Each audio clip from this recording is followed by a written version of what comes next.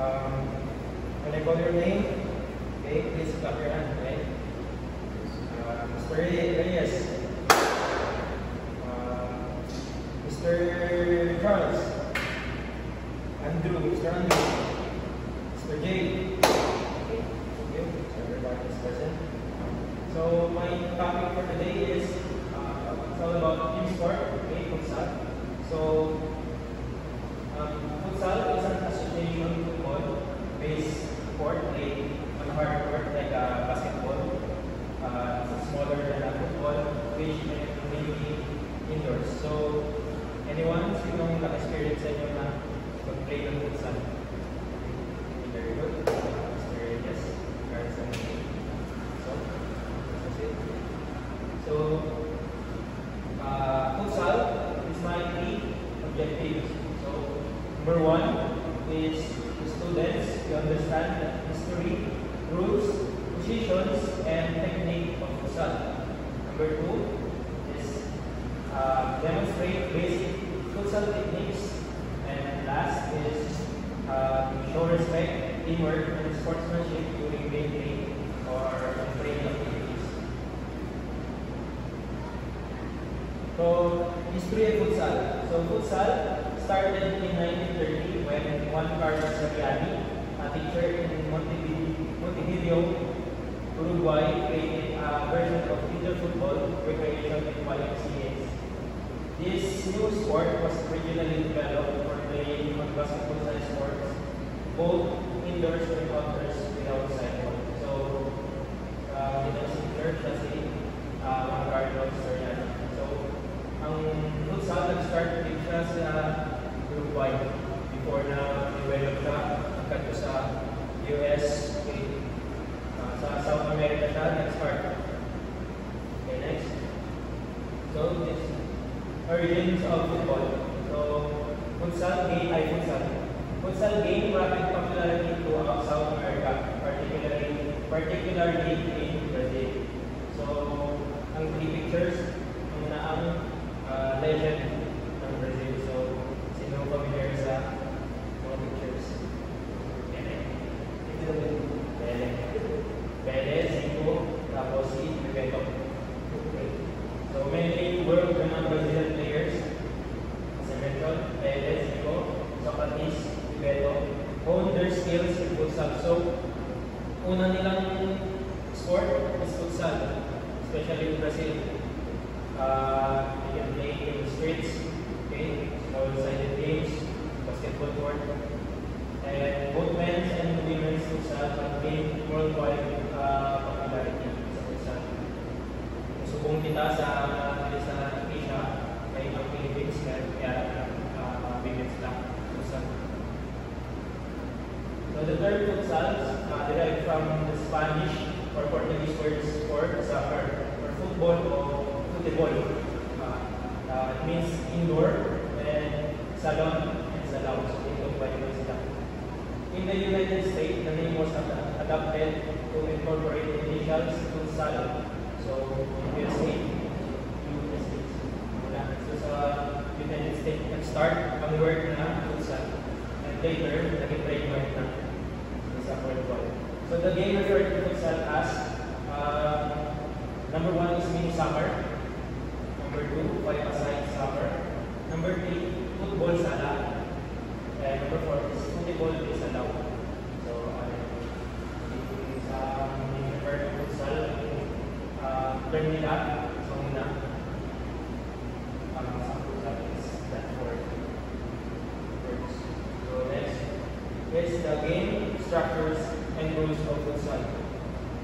So sa position in futsal, they have 5 different positions in futsal. Number one is goalkeeper. Okay, here, goalkeeper. Number two, defender. Number three, winger. Right winger. And number four, left winger. And last is pivot or forward. Some much details, the duration of futsal. It has 2 halves of 20 minutes each. So, bali kung total na siya, 40 minutes na siya, first half and second half. The clock stop or stoppage lang. And ang game ang game wala siya, ang time sa game is hindi siya nag-stop. Okay? Even sa substitution, ang game, play on. Kung mag-out, play on ang time. So substitution, unlimited siya, both teams. Okay? Maximum players na mag-substitute is 9. 9 only. So open siya, sub lang siya sa. So ang official sa futsal, kaya sila 2 referees. Referee and second referee na mag-official sa match. So bala, ang position ng referee is here. Ang isa, ang second, direct side. So hindi sila makatulay, hindi sila makatulay. Hasta lang sila sa kung may position match. So sa futsal ball, okay, ano na yun, futsal ball. Ang specification niya, the official size of futsal ball is size 4. Kung sa mga bigger na mga men's, women's, ang ginaraman nila is size 4 na bola. It is suited for players over age 12. Okay, kung mga below pa age 12, gina-recommend yung size 3 or size 2. Ang circumference ng bola is 62 by 64 cm. For standard, futsal ball about 62.5 or 63.1 cm. For super ball, by FIFA. Ang weight naman is approximately 410 to 430 or 30 grams. So we have sa futsal, we have 5 techniques. Okay, first is Number 1, ball control. Passing against it. Second, Shooting technique.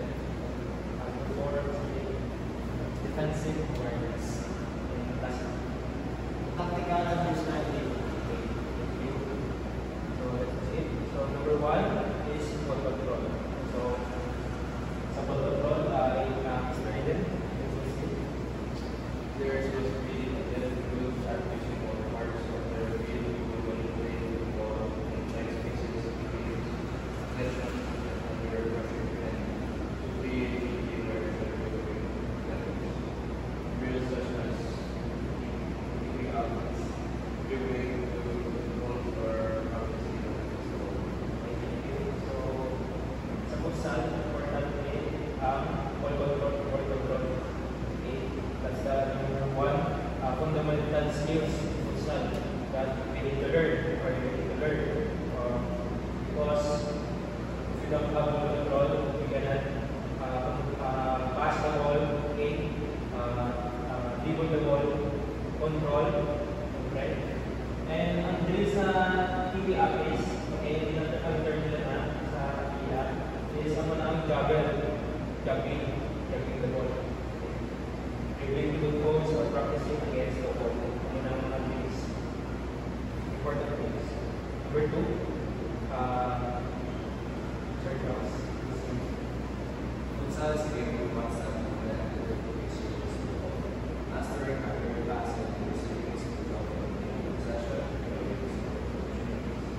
emphasis is short, one-touch passes, practicing positions.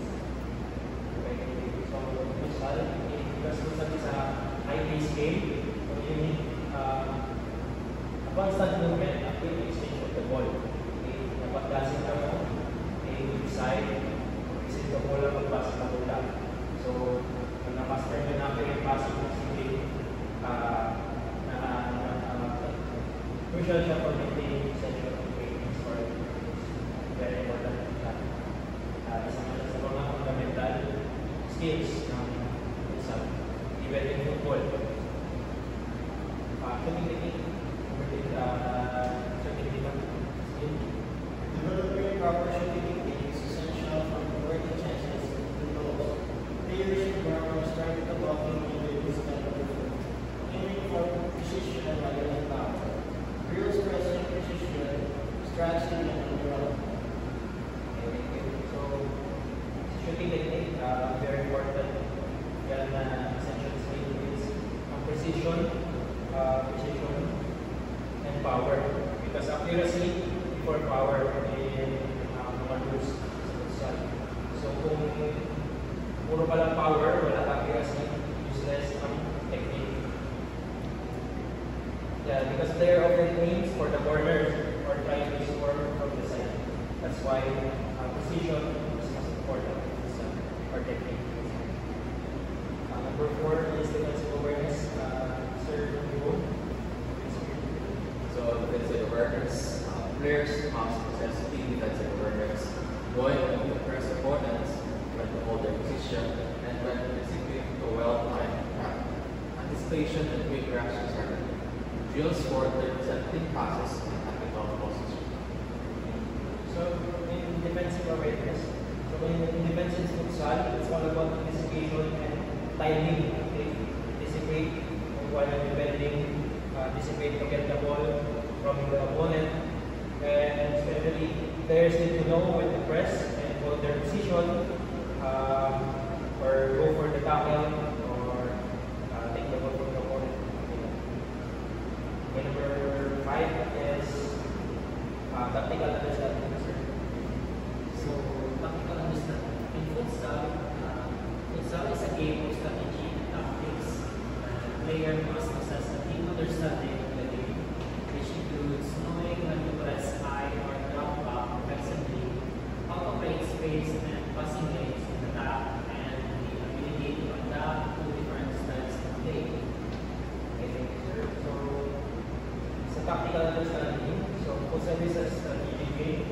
As you can see here, may mga formations, the popular formation, basic formation. So, we have here diamond, here first diamond, the 2-1-1 position, the square position, and the 3-0-1 position. So, ako na basic formation sa gamit for that one. So, materials needed for playing futsal. So, importante dyan ang futsal shoes. Okay, to protect your feet. Then, ball. Then, jerseys and long socks. And especially shin guards for protection during training. And for training, you have bones, markers, small bones, big bones, okay, standard bones. So, I am The FIFA Futsal World Cup. The FIFA Futsal World Cup in the FIFA Futsal World Cup in Uzbekistan. And what an action prospect. As the fight time winners Brazil take the 2016 winners five-time runners up Argentina. We're at the Palmer Arena in Tashkent. So we will take the one. Marcelo. Got the way across it. Turning through the right goal. For Brazil to score the only goal of the game. Brazil draw first play in the final. Brazil will win possession back in Marcel. Cuts it back inside Marcel. But there he is. Good start, it's good in. Sarmiento pushed it out and he's got the other for who's waiting for it to go. Finds a touch of fortune. Nico's got no tackle there. Not going to deal with something there into one side to Border. Try and make up. Good save, William. Good play by Argentina. Probably the best team move we've seen in the first half so far. On snap again. Joel and into the reflection of William.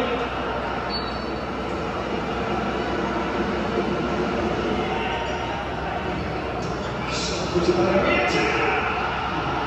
And Argentina have got one back. It's back to his roster. And they waited a long time for it. Well, there goes the whistle. Brazil will celebrate because they have won the World Cup for a sixth time, unprecedented in the 10th edition of this FIFA Futsal World Cup. Brazil. America dominating some futsal ever since sila players even Neymar, Junior, Rodrigo, first sila nung alas nila sa futsal bago sila na-report. So, here, before I end my lesson, so research na siya. You can